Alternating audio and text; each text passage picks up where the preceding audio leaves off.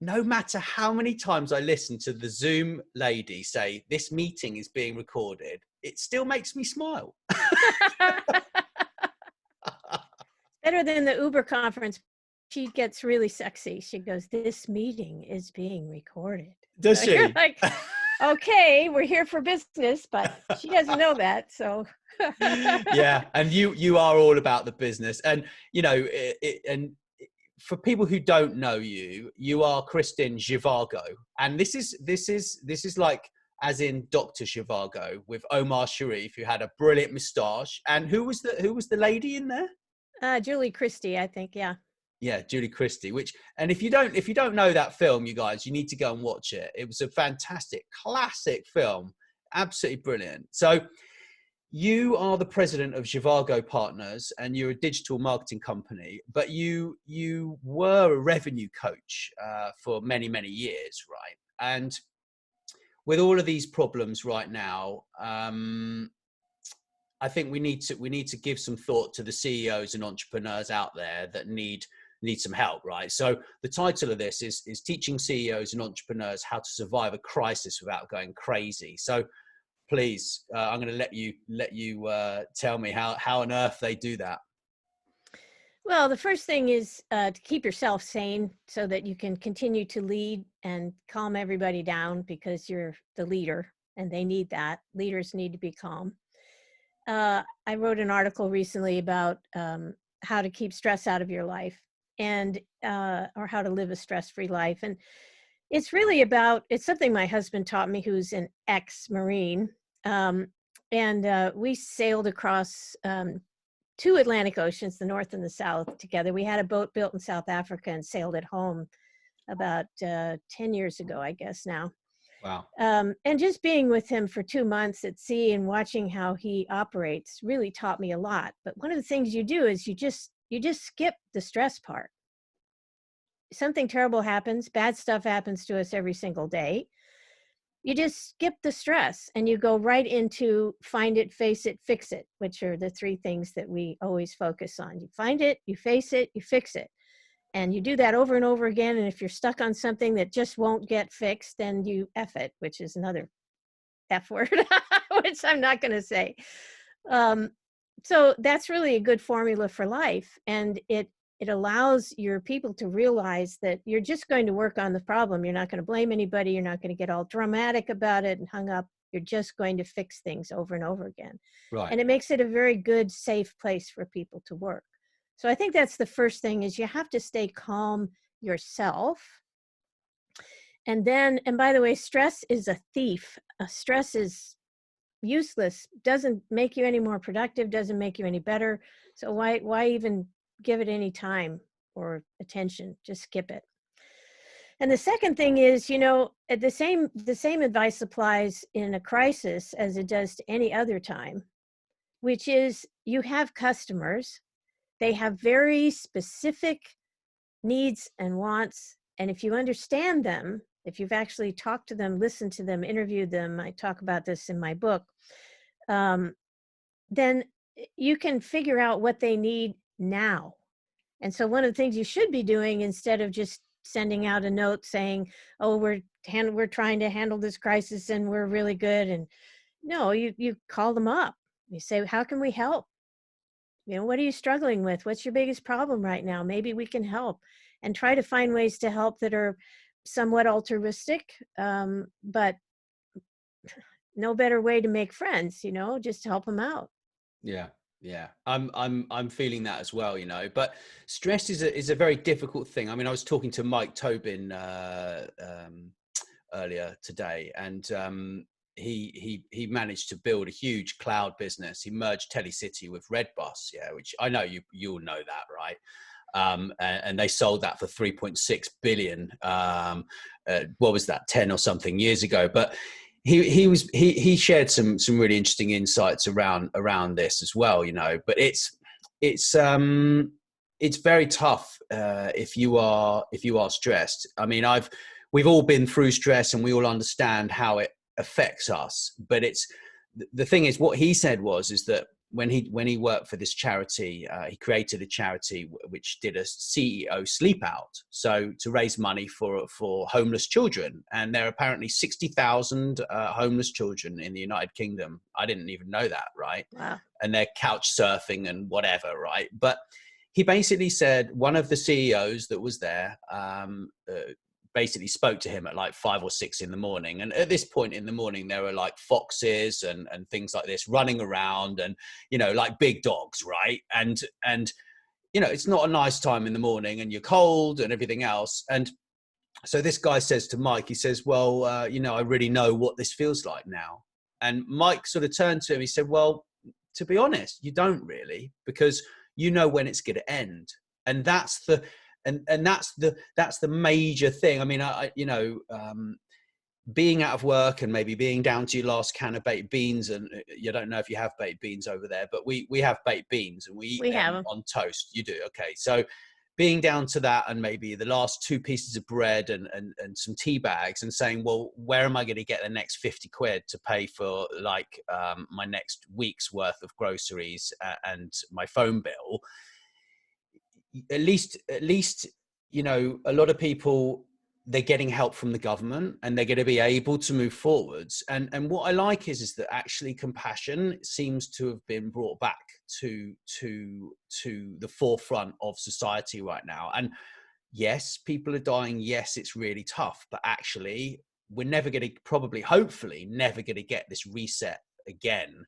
So how on earth, you know, people deal with this stress? It's personal, isn't it? It's personal to them, right? And I've been there, you know, when I was working my way through college, and looking at one can of, what was it, bean sprouts, and I'd never eaten them because they were so bad. Bean sprouts have sort of a sauerkrautish kind of taste to them, and in a can, and an old can wasn't a really good idea, but that's all I had, so I cooked it, and it was terrible. I still remember how that tasted. So I understand what it feels like to be absolutely down and out, and not knowing what's going to happen next, not having any pillow to fall back on. And I think the thing I've learned the most, just all the years that I've been building businesses and helping businesses, and is there's always somebody who needs something. And if you can figure out something that you can do for someone else that they'd be willing to pay for, which is really where entrepreneurism comes from. I mean, that's what happens. You see a problem and you think, wow, I could solve that problem. And it could be just something as simple as providing some kind of service for someone. And as long as you don't mind being of service, which I think is the main reason for starting a business anyway, there's money always around. There's always somebody that has enough money to say, okay, well, that would be worth it for me if you did that for me. So you have to look around and be constantly thinking, how can I help? Yeah. So it's back to the customer journey, leading in the right way, so that you are a servant leader, right? Like that's what we want now, right? We want servant leaders who turn around and they ask people questions, and then they help fix problems, right? I mean, that's in essence kind of what we're talking about. And honestly, I talk about this a lot, but this is about love. I'm not ashamed to say that this is all about love. This is about taking care of people. And love is more than feelings. It's a decision. It's a commitment. It's deciding that you're going to be responsible for someone else's safety, happiness, whatever they need, and figuring out how to help. And that's really what love is. So free hugs. Yeah. I'm just wearing a t-shirt, and you were trying not to look at me leaning back with this smiley face with free hugs, right? Yeah, well, it's free virtual hugs now, right? Yeah, exactly. But yeah, it's what you're saying definitely makes a lot of sense. But in terms of like us managing our own individual stress, yeah, there are certain I mean, I'm big into Tai Chi, right? Like that's my exercise of choice. I've been doing that, you know, more than half my life, right? So that gives me a feel good hormone, yeah, when I train it, right? But the problem is that sometimes life gets in the way, and you perhaps don't have time. So you need to find some other things that maybe help you, or someone who you can call, something you can do, right? Maybe like listen to some classical music, or watch some sort of church service, or you know, because we're all different, aren't we, in the way that we like to de-stress, right, or avoid it. Because you said don't give it any thought, but the problem is that when you're asked a question that you can't answer immediately, and you can see that the idea you had in your mind of building a business around a certain idea and a certain product isn't going to happen because you don't have the right answer. Someone has that answer, and someone has that solution in your network. Yeah. And you probably have it within yourself already if you just take the time to think about it, right? I find the whole thing actually really, really interesting, really exciting as well, you know? Yeah, I think part of the problem is that it's easy to catastrophize something. So, for example, my husband's been through cancer 3 times now, fatal cancer, lung cancer, and the first one was head and neck cancer. He had 5% chance. And we got through that together, and then we had the boat built and sailed across 2 oceans. Wow. And then he got lung cancer, and they took out part of his lung, the bottom lobe of his lung, and a big tumor, you know. And then that cancer spread. So we're just coming out of that now. They used one of the new immunotherapy drugs, the only thing that actually saved him from it. But he's, again, an ex-Marine, and he just decided at the very beginning that this wasn't going to beat him. So he went after it and fought it hard. The thing that was hard for me, I knew I was going to take care of him. That was not an issue. I love the guy. I'm still in love with him after all these years. But there were times when he was so close. And so, I mean, it was like looking at a concentration camp person. Wow. And trying to keep him alive with tube feedings. And I spent 8 hours in the kitchen while I was working for IBM, Wow. making stuff for the tube. And that went on for months, you know, and you don't know what the ending is going to be. You can't tell what the ending is going to be. So it's so easy to get into, oh my God, he's going to die. I mean, you just, you know, I'm going to lose him. Yeah. But then that, if you do that, if you catastrophize and stay there, it becomes a mantra that you're saying to yourself, and you're feeding the wrong mantra. So I developed, there was another mantra. I'm into God. I love God. I Me just, too. you know, personal relationship kind of thing. I'm not into big formalized religion, but I really believe there is a higher power. And one of the things I heard the first time was, this is going to be the hardest thing that you've ever gone through together. And in the end, you're going to be stronger than ever because of it. And I just held on to that for months and months and months. And this time, when it came back the third time, I heard, you're going to fight and you're going to win. And so I just said, okay, that's what I'm going to do. And I held on to that. And I think, you know, if you really believe in what you're doing, and you believe that people really need it, and you really are helping people, and it feels good when it works, and you'll have your bad days, but overall it feels really good. That's the mantra that you hold on to. That's what you say to yourself. Words are incredibly important.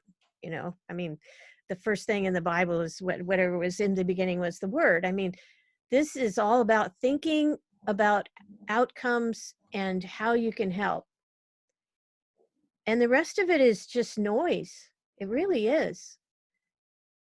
And when you fill your life with that, it gets to be a really nice life. I agree. God actually told me to start this podcast. No, I'm Good for serious. him. No, Should I tell you the I'm not story? laughing at you. I Let believe me it. tell you this really brief story, yeah, because it's quite a long story. But so I was on a podcast before. I was a co-founder of Next Level podcast with an IBM futurist, because I'm an IBM futurist. We've got this IBM connection, right? Yeah, I was very impressed. Good for you. Yeah, it's cool, right? So, yeah, they hired me to write some content for Think Marketing when they had this Think Marketing website around marketing. Yeah, Right?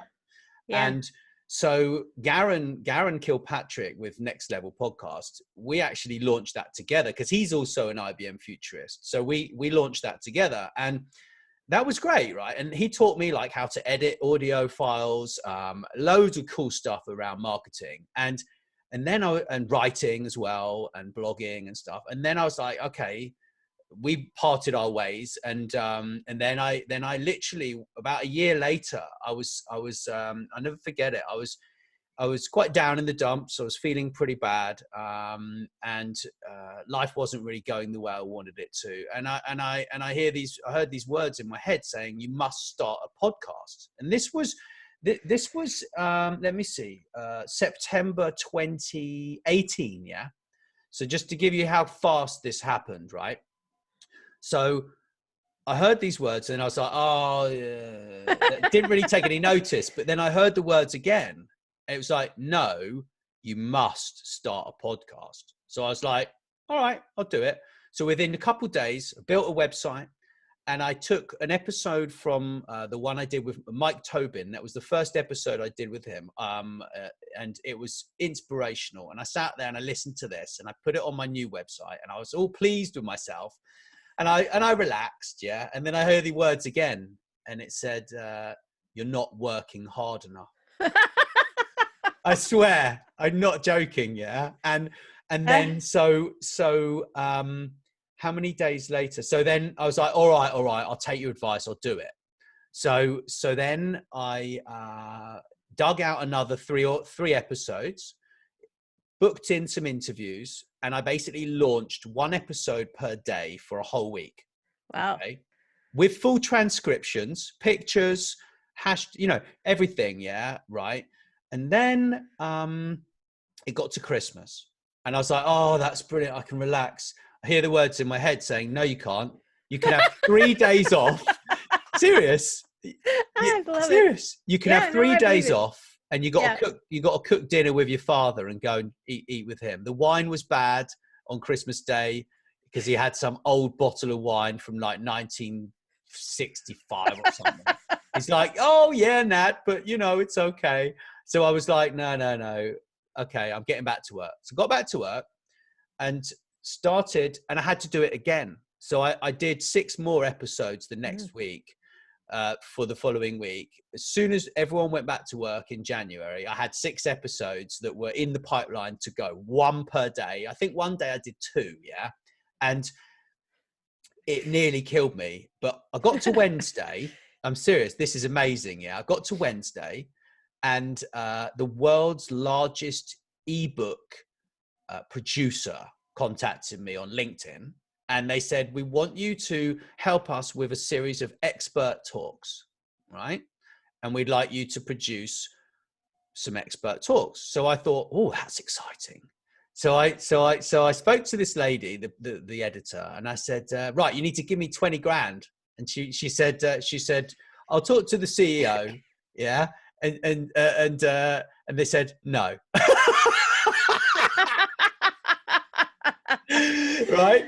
But then we ended up making a deal.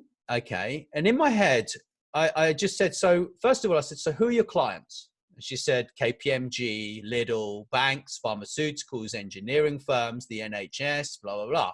So I was like, I put my microphone on mute and I was jumping up and down. Yeah. Screaming. Yeah. And then, so I pushed the microphone, and then she said, okay. So I said, so how's this going to work? She says, well, we'll pay you a commission, life of the content, da, da, da. So I was like, so, okay. And the figure, I said, so how much do you think I'm going to really make per episode? She gave me this figure, and in my mind, I wasn't motivated. So I times this figure by 100 in my head. And I said, well, how many are you going to create? She said, 200. I said, okay, I will do 100. Yeah. And I attempted to do 100 podcasts in 90 days. Oh my God. Right? Yeah. For 2 sites. Her site and my site, okay, shared some of this content, right? And it killed me. I got to like 90 something episodes, and my dad was still hassling me. Hey, Nat, because he's from MIT. He went to MIT. He's a professor, yeah. And he was like, hey, Nat, have you done those podcasts yet? And I was like, no, Dad, I haven't done the 100 yet. Don't hassle me about this anymore. I can't think about it. Yeah. But it's like, without that divine guidance, yeah, I would not be sitting here interviewing you on this amazing show that I'm just about to skyrocket. I don't know. People who don't believe there is a God just think, I'm not angry at anybody. I'm never angry at anyone, No. but I feel sorry for them because there is, and when you hear those things, and I've heard it many, many times now, you know, it's not you. You know, it's not what you would have said to yourself. No. It's just something else. And I've had him, I mean, one time I was like, what am I supposed to be doing with my life? And his answer was, your to-do list. But it In is other words, amazing. There's it's no all doubt. right in front of you, and okay, it's not a big deal. Like, you know, don't get excited about it or anything. It's just your life. You're already doing it. Do it. Just do it. Yeah. Well, my church that I've been going to, they've moved everyone out of the church, obviously, because they've had to close. But what's happening is that the homeless people in my city are going there for all their meals during the day right now, and the clergy are cooking for them. Yeah. That's very good. And they're doing Facebook and YouTube live videos, which are amazing. They did one with a guitar player. It was amazing for the first ever Facebook live, YouTube live. I'll send you the link. Yeah. Please do. It blew my mind to pieces. Yeah. So if anyone's listening to this, you want to check it out and you're feeling down in the dumps and you do have some sort of belief, I'll drop the link somewhere and you can on the website and you can check it out. But this isn't about God. This is about not going crazy, right? So whatever works for you is basically what we're saying. Yeah. Whatever works. Well, yeah, there's two things though. There's what you were talking about where you find your peace somehow, you get grounded again, you know, however you do it. Yeah. Because you do have to stay grounded. As a leader, you've got to be the calm one. You can't be running around tearing out your hair. It just doesn't work. It spreads the grief. But the other thing is that there is always opportunity out there in any marketplace. I remember when I was working for a company that focused on security. They were building the whole encryption system and RSA and all the stuff they use now, because we were basically, I've been in tech long enough to be at the beginning of voicemail, email, spreadsheets. I mean, all that stuff, microcomputers, we called them back then, PCs. So I've seen this stuff come up and what happens with it.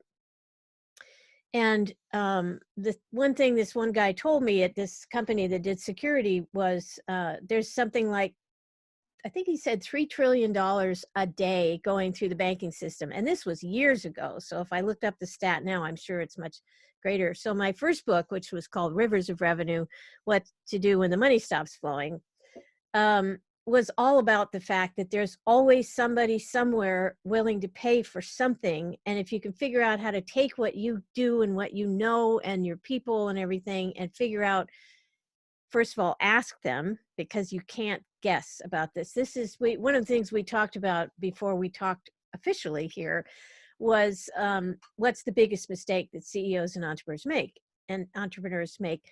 And the biggest mistake is that they assume that they know everything about their customer, and they have these personas that they've built, and they're all absolutely, well, I got news for you. I've interviewed thousands and thousands of customers after I talk to the CEOs and all the people in management, and they always say, oh, these are the 10 most important things to our customers.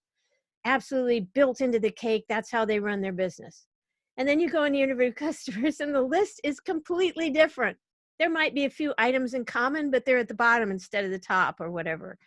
And so you take that information back to the CEOs and they go, oh, they have a head slapping moment, and it pivots them back to where they're actually taking care of the customer. I remember when I was working for IBM over a 12-year period, I was there before Lou Gerstner, during Lou Gerstner, and after Lou Gerstner. And that guy understood the customer because he was a customer, and he also spent an inordinate amount of time, even though he managed a company with 300,000 people, being out there with customers. And during the time he was CEO, the things that people said in meetings at IBM started to change. I remember doing diagrams with IBM executives, and they'd always put IBM in the center, and then everything else revolved around IBM. And I'd go up and I'd say, no, the customer's in the center, and IBM revolves around the customer. So that's the biggest mistake. I don't care how big or small you are. Every single person assumes they're scared to talk to customers. They're worried they're going to hear things they don't want to hear. And it's a mistake. It is the biggest mistake. You have to be open and humble and just listen and hear what they have to say. And it will shock you how many opportunities there are that you were missing because you didn't understand what they actually really specifically wanted. And in this day and age, people are very specific about what they want. Yeah, very much so. It makes me smile because you come from the same time period in technology as my business associate, Mike, and both of you have seen everything from the before Apple, from the Osborne or pre-Osborne I had computer. one. My dad had one of those. Yeah. Yeah. So I carried it to Comdex. It was as big as a sewing machine. Yeah, they're huge, and yeah. the screen was like tiny, right? Oh, But it was like, this big. yeah.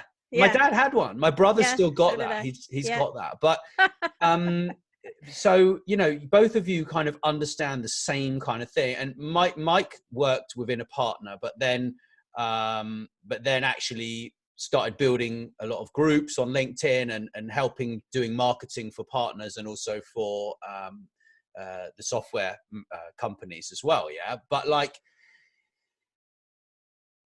how do you stay sane then in the midst of chaos? Well, another thing we always talk about is you don't internalize their dysfunction. I'm writing an article about that right now too. It's one of the most important pieces of advice I ever got from my husband, which is, okay, they're freaking out. Everybody's freaking out right now. It's them. It's them. Yeah.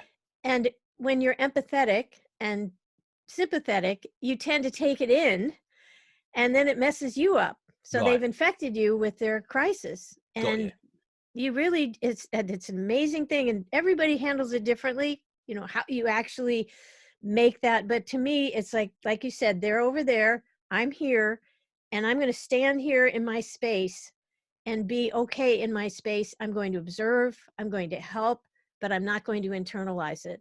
And that really has changed my life because I've always been very sympathetic, and they end up playing and playing and playing in your head. They become the big problem that you can't solve, and it affects everything else you do. And as a leader, you can't afford that because you obsess, you become unbalanced. You're not taking care of the day-to-day and the people you're responsible for.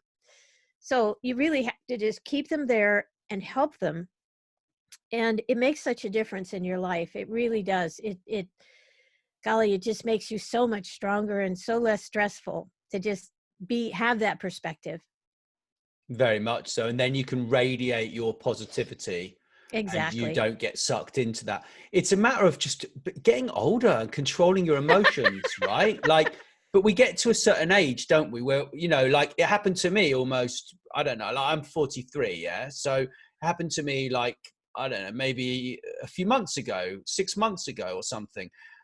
But sometimes I still get affected by things, and then I need to go away and like reset. Yeah. And just say, no, I'm not letting this in. I'm going to have a bath, put my feet up, because they talk about like great leaders have high testosterone and low cortisol, don't they? So if anyone's like listening to this, they should watch that. It's Amy Cuddy, is it? Or Cundy, her talk on YouTube, right? And it talks about that kind of stuff. And how they did an experiment with people actually. They did a load of fake interviews for a job that didn't exist. And have you heard about that? No, I haven't. So yeah. And what they did is they basically said to these people, right, okay, you're going to get interviewed by this person and you can adopt 2 poses before you go in there. some of you are going to sit like this and really close yourself down and lean forwards in the chair with your hands on your knees and your hands in your head in your hands. And the other people are going to sit up and you're going to hold your hands up above your head, or you're going to stand in the bathroom with your hands on your hips in a power pose. Yeah. And they actually found that they basically changed the way that these people reacted to of course. the interviewer based upon the cortisol and the testosterone, because having a big open pose, if people can see this on video, you see what I'm doing, but opening your arms really wide, putting your feet on the desk is a really masculine kind of open pose. Yeah. And closing down is a really defensive position, and that affects your brain. Yeah. So, you know, there's a lot of great research out there like that. And like, I'm super interested in it because I like to be in control of my emotions. And that's something that if I wasn't, I mean, I was supposed to move. I was going to go and see my girlfriend in Poland. Yeah. And, you know, I was going to drive over there. I nearly had my car packed. I booked my tunnel ticket, and I booked a hotel. I booked the Sheraton for £130 for one night in Berlin on the way. I was like, yes, I booked the Sheraton. I'm going to get in there and enjoy the spa and have a swim. Yeah. And do you know what? If I'd have actually realized that situation and let it internalize, I would not be sitting with you here today. I would not have filled up my diary with more than one podcast per day. And I wouldn't be in conversations with a lot of big tech companies to sell them what I have. Right. So, you know, just take the advice. Anyone that's listening, listen to this lady. She knows what she's talking about. Well, it's called the School of Hard Knocks. It is. It's pain. Pain is the biggest teacher. Oh, right? Yeah. I had to get over myself. I really didn't get over myself until I was in my 50s. And then life really started. Wow. I'm kind of I'm becoming more mature, but it still isn't easy. It's still not easy. No, it's never easy, but you develop habits. You start just, this is how I live, you know, not internalizing their dysfunction and find it, face it, fix it, and do the next right thing, which is another thing my husband always says. You know, there were times on that sale for 2 months, people always say, oh, were there any storms? And I'm like, okay, we were in the Atlantic by ourselves for 2 months. You're kidding, right? No storms. What are these people really? on? Nuts, there were some storms. I mean, there was one time when this big sail in the front fell down. It chafed at the top, went down in front of the boat. This is a catamaran. And if you have something pulling you at the front like that, the boat will somersault. So you're dead, basically. Yeah. And so I banged 3 times, which was our signal to each other. He was sleeping. I was on watch. We got out, and it took us about 6 hours to get that sail up. The first thing he did was tie it so that it was off to the side of the hull instead of under the trampoline. Yeah. So it took us all those hours, and he just kept saying, don't rip the sail and don't fall overboard. Don't rip the sail and don't fall. But we made it, you know, and that taught me, that trip where you're so self-reliant, it's just you and the ocean. There's nothing else out there. I mean, it's empty. And you spend a whole night fighting a storm where the wind's this way 1 minute and that way the next minute, and you have to adjust the sails constantly all night, and you're being battered and wet and cold. And it teaches you things. And I guess one of the things it teaches you is that you can make it through. And that's one of the things that we should say to everybody today is, we're going to get through this. Yeah, we are. We are. And, you know, you're facing, some of you, the toughest times in your life that you've ever faced. Yeah. Your whole career has disappeared overnight. I mean, I was in the drinks industry. Yeah. I struggled in the last recession. It was very, very tough. And I remember being parked outside the job center. Yeah. And I went to the job center, and this is before I became self-employed and said, I'm going to create my own life. Yeah. Yeah. I basically parked my motorcycle. Yeah. I had a Triumph triple 950cc motorcycle. Nice. Yeah. In red. It's called a T595 Daytona. Yeah. If anyone's a bike fanatic, and it had 595 in the number plate as well. It was exceptionally cool, and it was really noisy, and I just felt like the man. Yeah. So I rode there. It took me like half an hour or whatever to get there. And I parked it on the pavement outside the job centre, right? Okay. I was thinking, oh, I'm going to save myself £3 parking. Yeah.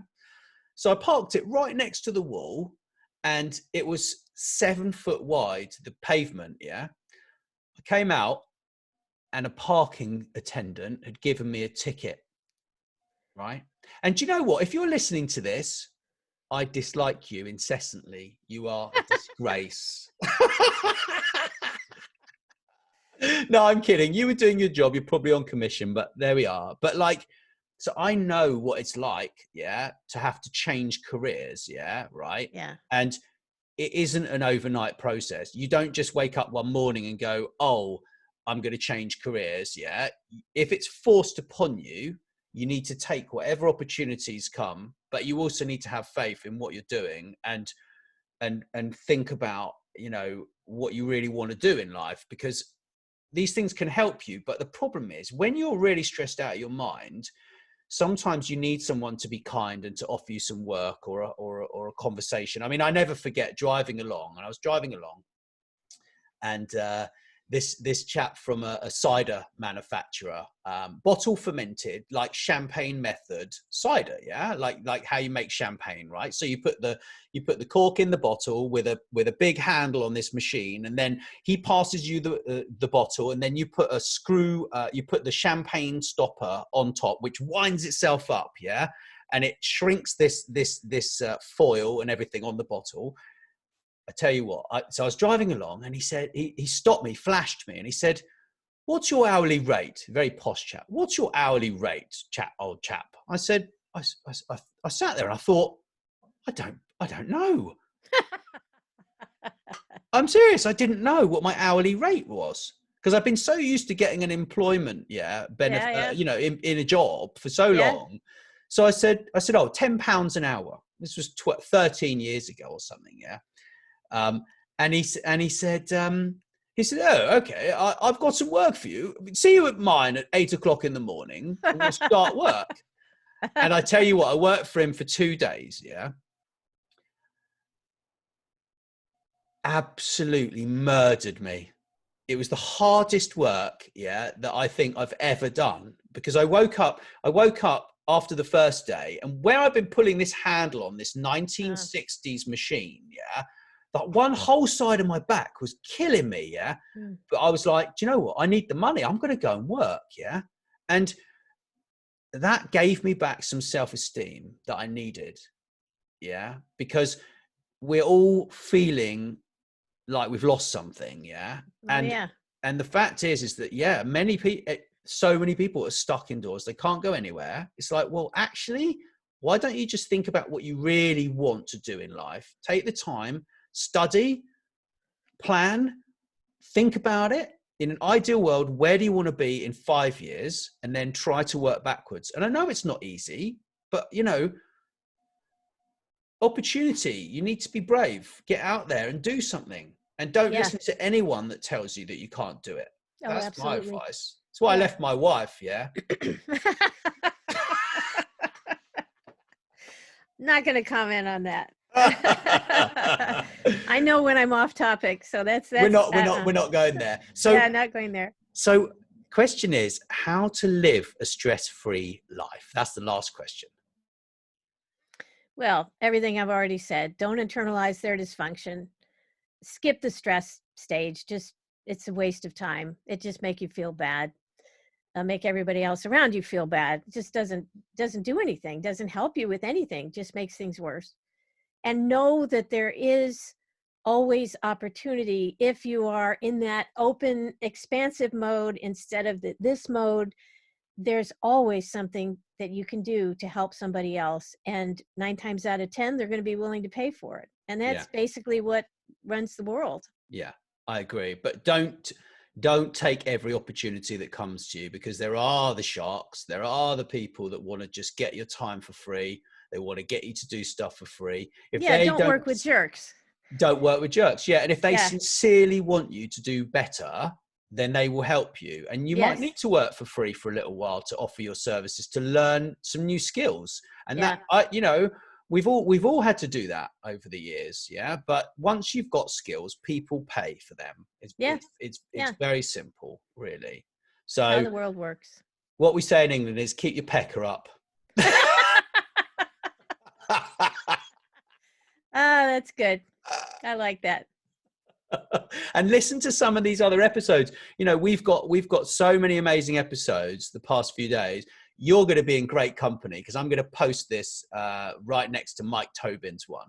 So Good. I'm probably going to do his one today, yours tomorrow. So Okay, sounds great. And then we're going to grow this very quickly. It's going to be quite fun. And you've been such a lovely guest. I can't thank you enough. Oh, I'm happy to be here. It was fun talking to you and hearing your stories. They were good. And yours.